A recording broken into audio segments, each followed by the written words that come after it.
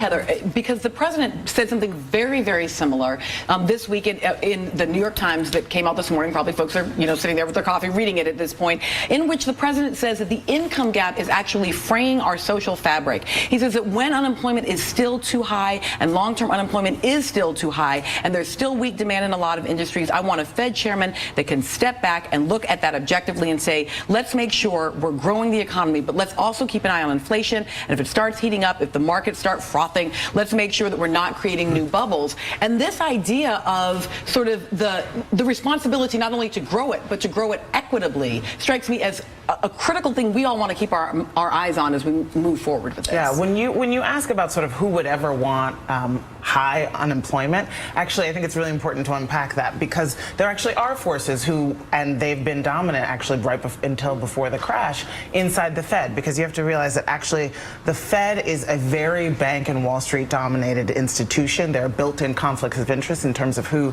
becomes bank presidents. It's basically essentially chosen by member banks in each of the regions. And so for Wall Street, inflation is the scariest thing to you because it lowers the value of your assets.